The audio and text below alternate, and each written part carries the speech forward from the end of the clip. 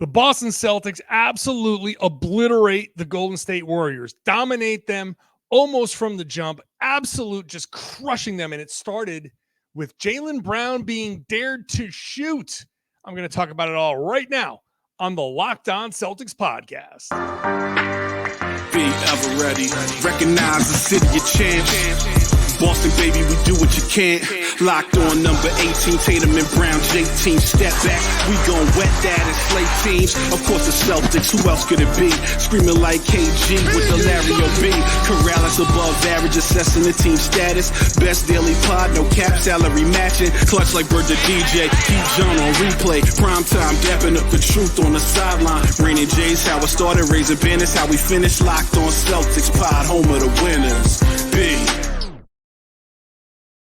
Hey there, welcome back to the Locked On Celtics podcast right here on the Locked On Podcast Network, where it's your team every day. And I got you covered every single day, Monday through Friday, with a free, fresh podcast dropped directly to your device. Bonus podcasts on the weekend. They play Saturday night in Phoenix. I will give you a podcast after that game because I'm here for you every single time you need a podcast. Come to me. I'm your boy, John Karalis. I used to play a long time ago. Now I'm covering the Celtics for Boston Sports Journal. Would love to see you on the YouTube page. Become an everydayer.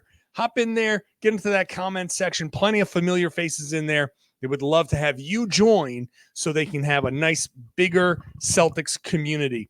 So hop in there and have some fun here with the Boston Celtics after a completely dominant win over the Golden State Warriors. Today's show is brought to you by FanDuel. Make every moment more. Right now, new customers get $150 in bonus bets with any winning $5 bet. That's $150. If your bet wins, visit FanDuel.com/locked-on to get started.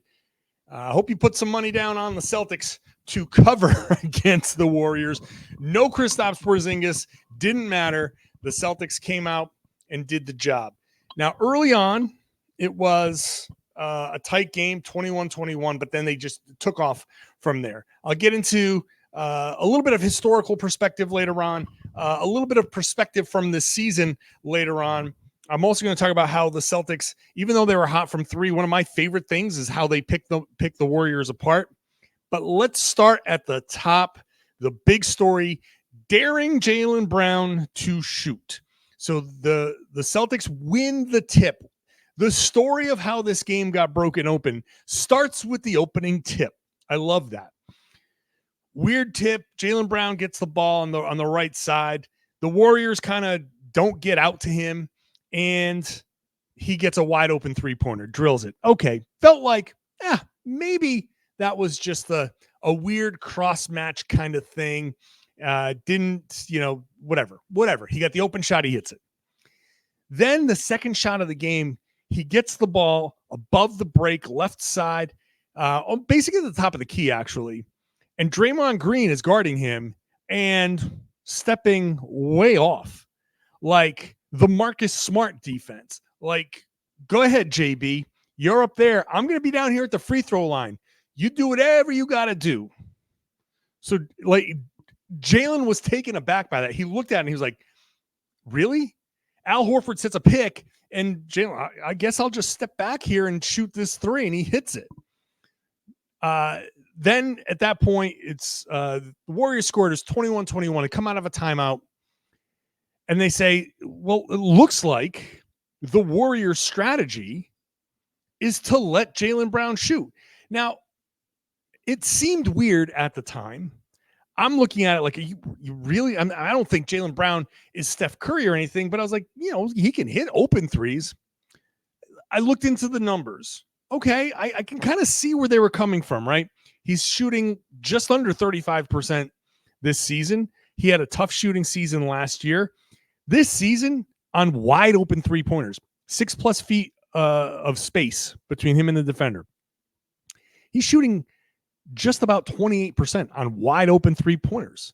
That's 11% less than that last year. So you look at the numbers and you're like, I can kind of understand why the Warriors might do that. So they tried it. I think what the Warriors' strategy was if Jaylen's going to shoot like that on wide open threes. Let's test it. Let's test to see if he can do that. And what we'll do is we'll have Draymond Green as a sort of a roamer, and he can help protect the paint. And if Jaylen hits one or two, fine. Well, he didn't hit one or two. He hit 5 in the first quarter. He had 19 points in 7 minutes in the first quarter. The Celtics went from tied at 21. So it's a 21-point game. Joe Mazzulla puts Jaylen Brown in the left corner and says, all right, let's test the tensile strength of this strategy. Let's see how far the Warriors are willing to go with this. They put Jaylen Brown in the corner. Draymond barely jab steps at him. Makes it. Splash. Jaylen hits that one. Then Jaylen comes down straight away, and he's like, if you're going to let me just shoot, I'm feeling good. Draymond starts to challenge it, but by this time it's too late. Jaylen comes down. Bam. Second 3 in a row. Next possession, another Warriors miss. Jaylen comes down. Now this time Draymond is up, and boom, Jaylen hits another one. Now at this point, it's a 14-0 run or a 12-0 run. The 14-0 run comes when Derek White hits Luke Cornett for an alley-oop. And then there's Jaylen, arms up to the crowd. Come on.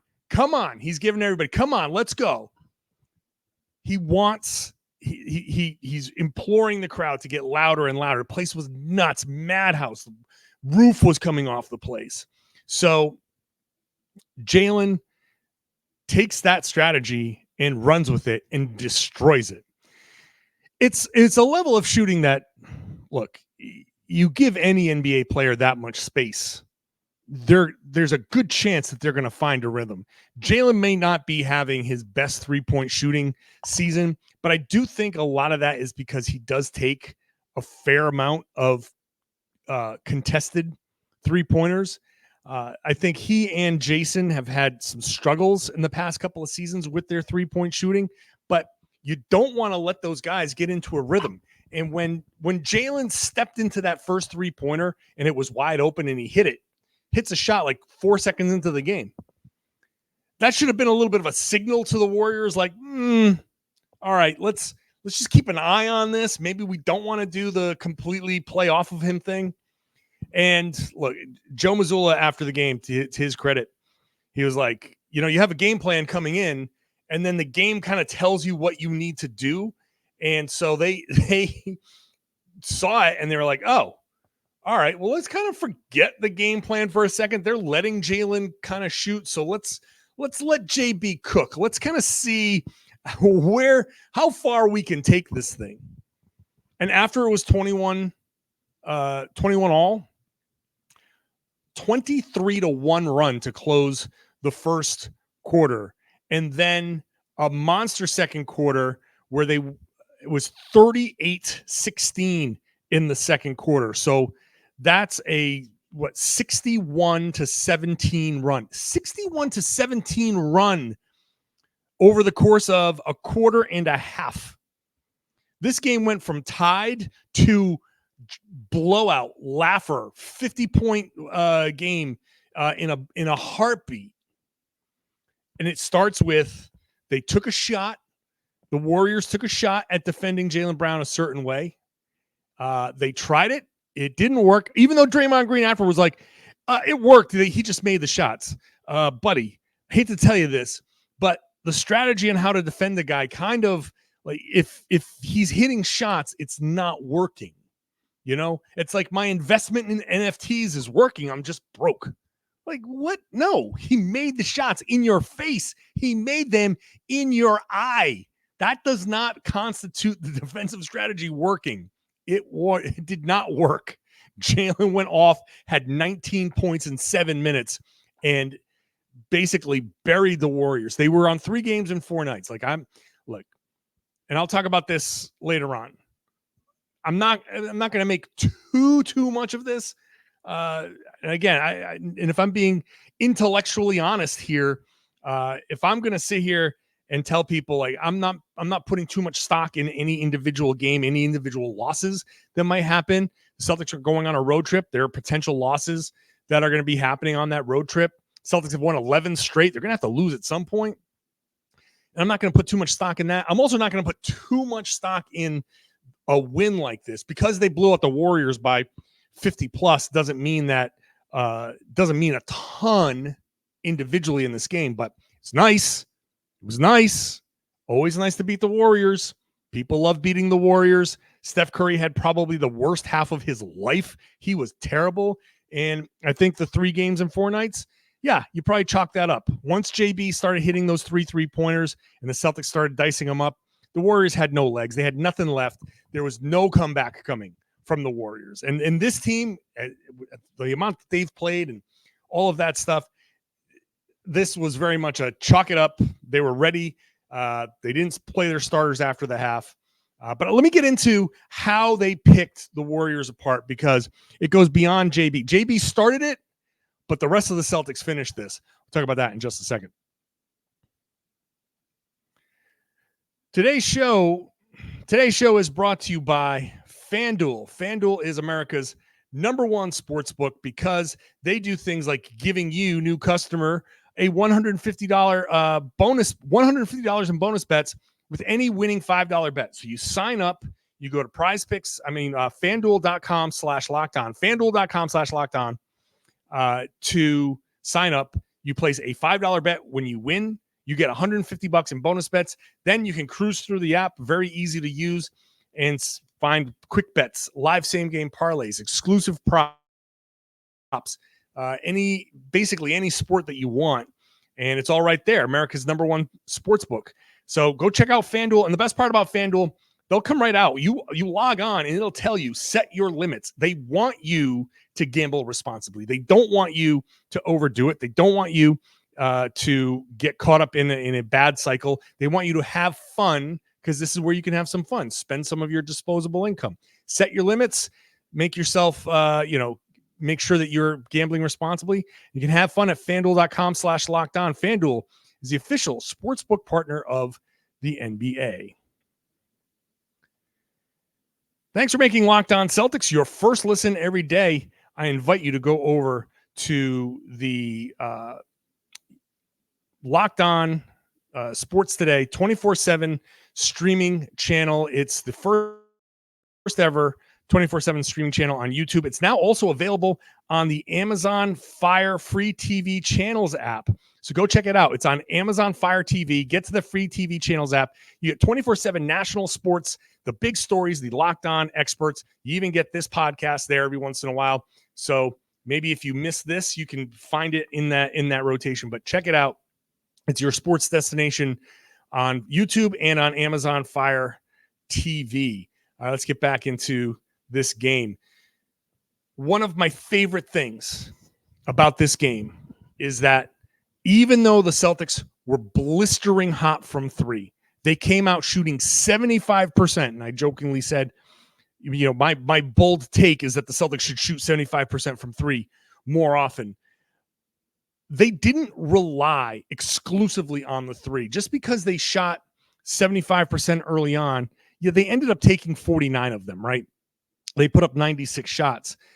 But they didn't rely on trying to bury the Warriors with just 3-pointers.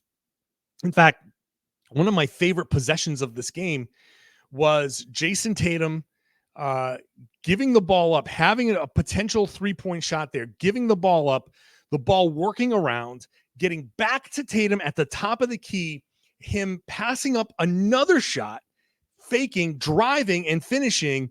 That was chef's kiss perfect. That was beautiful basketball. The Celtics of the past, I swear, if they had hit as many 3-pointers as they did early in that first quarter, it would have been nothing but 3-pointers. They would have taken 60 of those things. But they didn't just say, oh, we're hot from 3. Let's just keep on jacking every 3 that we can get. They didn't test the limits of that. They kept getting into the paint. They were 11 of 12 at the rim in the restricted area in the first half. They had 20 assists in the first half. And yeah, you're going to make a ton of shots. You're going to get a lot of assists, chances are. But I loved the fact that they worked the ball inside. I love the fact that that Derek White drove and kicked and found Luke Cornett along the baseline. I love that they drove and got to the rim. Jayson Tatum got double teamed, and it was a lazy double team from the Warriors. Like three possessions in the second quarter, where maybe a couple more, where Tatum saw the double team. It was not a crisp double team. It was not your typical Warriors defense. And he just split it rather than try to shoot over the top of it. And he didn't even say, I'm going to give it up. He saw an opportunity. Like, I'm going to split this. And he got to the rim. And it was just perfect. The Celtics' most impressive thing was their commitment to making the right play, not just always going to the hot hand. Jaylen hit those 3-3-pointers, took 2 shots after that in the first quarter. And they didn't just try to overdo something. They said, what do you got for us, Golden State? What are you trying to take away? What are you trying to give us? What do you think you can live with? And they took what you think you could live with and turned it into, it's going to kill you. That's where the Boston Celtics. And this is why I believe this is a different team. I've been saying it from the beginning of the season. I've been telling people since day one, make your parade plans in June, because this is the team, more so than any team in the past here, where I thought, hey, they could, and I thought they could have beaten the Warriors, and I thought they could have gotten to the finals last year. But this team, I keep saying, this year's Celtics team is going to get to the finals. I think they are going to win a championship. And I'm not saying that in a jinxing way, because jinxes aren't real. I'm saying that because this team continues to play the right way, make the right play. The mentality is there. I always talk about process, the process of this. We talk about it. Everybody talks about the Brad Stevens era, process over results, Kaizen, that whole mentality. Joe Mazzulla is carrying that with him, and it's something that they're just committed to. And you know what I'm talking about when I say in years past, they would get carried away in games like this. And I believe if they had let that mentality seep in here, yeah, they closed the first quarter on a 23-1 run, and we're doubling up the Warriors after 44-22. Nothing more dangerous in basketball, in NBA basketball, than a 20-point first quarter lead. It's the 3-1 lead in hockey. 20 points in the first quarter is the most meaningless, insignificant lead that you can have. Now, it was significant in this game because the Warriors just didn't have it. They didn't have anything to give after that first quarter, and I didn't think they had a comeback in them. But in the moment, it was like, look, man, Curry had a bad first quarter. I expect, because he's Steph Curry, I expect him to come back and hit some shots. So if the Celtics had come into that second quarter with the mentality of, baby, we're hot, we're just going to keep raining hellfire from above, and you can't stop us. I mean, they did hit a ton of threes, no doubt, but that wasn't what they were always seeking. They were just seeking the best shots. If they had just come out banging threes or just hunting threes and just taking those threes, they would have given up opportunities for the Warriors to come back, because there is going to be some regression to the mean. That shooting is going to come back down to earth. And if you're just doing that and you're not doing the other stuff, you're not putting pressure on that defense, you're not demoralizing the other team. The way the Celtics played, that was demoralizing. That was okay, you know what? Steve Kerr says, I'm done. Starters are sitting in the third quarter. We're done. Congratulations, you win. We could have done our post-game interviews at halftime and been done with it. But it's because of that mentality that picked the Warriors apart. Things have a tendency to even out. I'll look at the historical perspective of this win, and the big picture for this season when it comes to this win in just a second. Today's show is brought to you by PrizePicks. PrizePicks is daily fantasy sports made easy because it's you against the projections. You pick more or less. You pick 2 to 6 players. They have the stat projections. So pretty sure, I didn't see what Jaylen Brown's stats were, but I'm pretty sure it wasn't 5 3-pointers. So if you would pick more on his 3-pointers, you would have gotten the win there. It's that simple on PrizePicks. Now, normally I'd say you can win up to 10 times your money, but now I'm going to tell you can win up to 100 times your money. And you can do it with as few as 4 correct picks. You can turn $10 into $1,000 because it's demon time on PrizePicks. They've set up this thing where the boxes are marked with red demons or green goblins. You get different payouts. So go have some fun. You can win up to 100 times your money with as few as 4 correct picks. So they've got injury insurance, so you got a little bit of protection there. If a guy goes down in the first half and doesn't come back in the second half, doesn't apply to an ego being hurt like the Warriors, but it would apply to an ankle being hurt. So you've got injury insurance there. PrizePicks offers weekly promotions too that can lead to big payouts like Taco Tuesday. Each Tuesday, PrizePicks discounts select player projections up to 25%. So you get even more value. There are tons of ways to play and win on PrizePicks, so you can have some fun there. So go check it out at prizepicks.com. Here's another way you can win. prizepicks.com/LockedOnNBA. Use the code LockedOnNBA. You get a first deposit match up to $100. So you deposit, you yourself put up to $100 in. prizepicks.com/LockedOnNBA. You use that code LockedOnNBA. They will give you whatever you put in there. They'll match it up to $100. So go check it out. prizepicks.com. Pick more, pick less. It's that easy. Thank you for making Locked On Celtics your first listen every day. Go check out Locked On NBA. I normally host on the Wednesday show, but Celtics play on a lot of Tuesdays, so I've been kind of held off of that show a little bit, but go check it out anyway, because all of the hosts on the Locked On Podcast Network are really good. So go check it out. Locked On NBA, covering the league in a fun way, interesting way, wherever you get your podcasts, also on YouTube. Let me quickly go down the box score because I want to get to some of these other guys before I get into the historical perspective stuff. Jayson Tatum, the birthday boy, turned 26, scored 27, 9 of 13 shooting, 4 of 5 from 3, 5 of 5 from the line.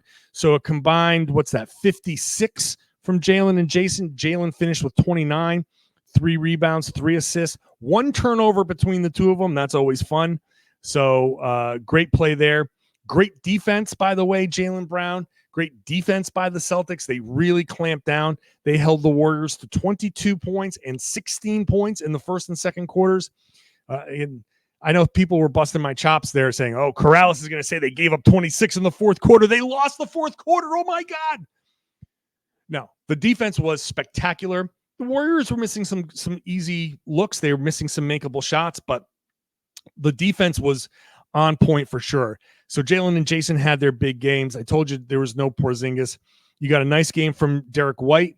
They found him for a couple of daggers in that second quarter. He was really an instrumental part there in the second quarter of piling it on. He finished with 14 points and 8 assists. Drew Holiday had 7 points, 6 rebounds, 4 assists. Shout out to Peyton Pritchard, who came in and played at a speed where the Warriors just couldn't keep up. You know, I keep talking about the Warriors' legs. They didn't have them. And this is where the historical perspective, the in-season big picture perspective comes in. Because, look, things have a tendency to even out. And people have brought it up. People brought it up on Twitter and on Boston Sports Journal in the comment section there, where the Celtics, this was the opposite of the Milwaukee game.